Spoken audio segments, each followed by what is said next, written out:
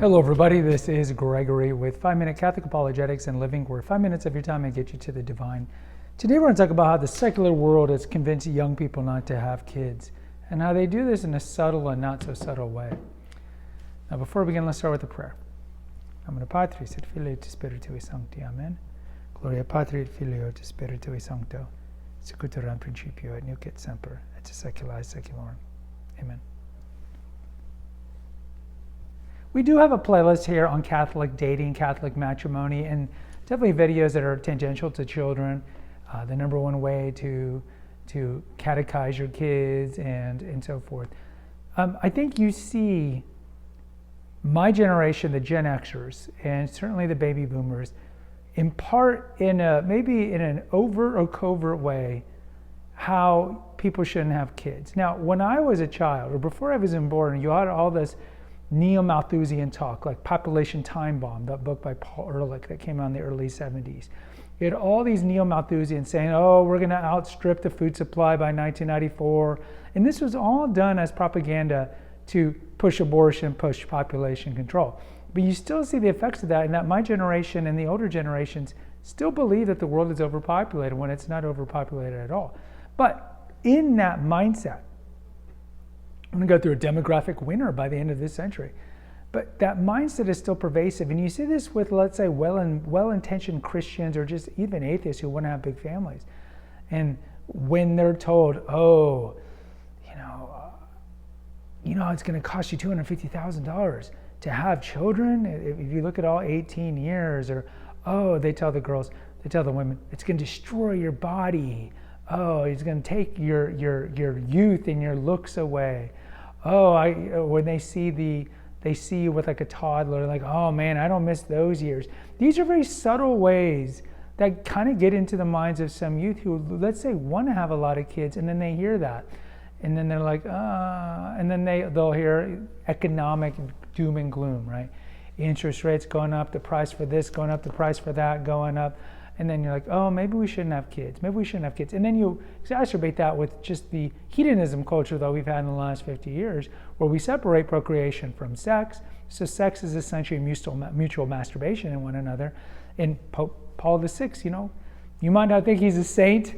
The church says he's a saint, but Humanae Vitae, he was going against all his advisors when he wrote that and published that. And if you read that, he was just so dead on. Just so dead on what's happened to this world. Well, we are just consumed, eviscerated by consumerism, by hedonism, by constant pleasure seeking, whether it be screens or food or drugs or sex or porn or whatever it is. And so you get all these messages being imbued into well-meaning Christians who maybe want to have big families. And it's quite sad. And I think these older generations really don't know what they're doing, because look, we know abortion's a great evil, and we know that if you don't even look at the question of when life begins, which we know any embryologist will tell you, because of conception, that's when the DNA is created. But if you just take away the religious moral perspective of abortion, what has it done to this country that we have tens of millions of less potential humans that would be in the workforce, that would be supporting the baby boomers and the future Gen Xers with Social Security and other benefits? What has it done to our country that we don't have these people around? And you could just look at it from that argument, but we need families. We need big families. If you take away immigration, illegal or legal, America would be like Italy. It'd be like most of Central Europe that has negative population. More people are dying than are being born. Japan's in this. And if you look at the trends, by the end of this century, most of, if not all of the world will be in natural decrease. Much as Europe. Europe's already in that.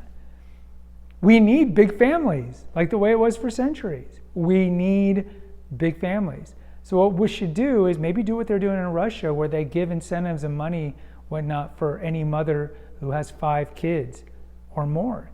Maybe we need to do that. We need to bring in financial inducements, give more tax write-offs to people who want to have big families, albeit in matrimonial union. We don't want more illegitimate children. Not that there's an attack on the illegitimate kids themselves, but it's just not good for society to have children that don't have both their mother and fathers. If we can control that, sometimes you can't, like a widow, a widower. But for control of that, yes, we want kids to have both their mother and their father. So in closing, I would say, look, older generations, maybe you didn't have a good experience with kids. Maybe you were indoctrinated by population time bomb and all the neo-Malthusians that think the world's overpopulated.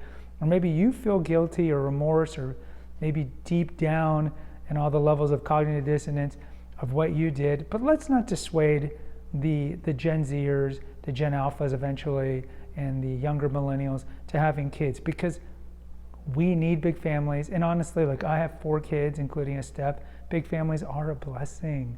What is life without children? It's just really an accumulation of just assets until you die. Children bring humility. Children give you a certain perspective. And yes, they can be a pain in the arse. But I don't think most parents would not regret having their children. And plus, like I said, on a pragmatic level, we need more children. We need big families. Guys, post in the comments. I'd love to hear from you. Until next time, take care. God bless. Pray.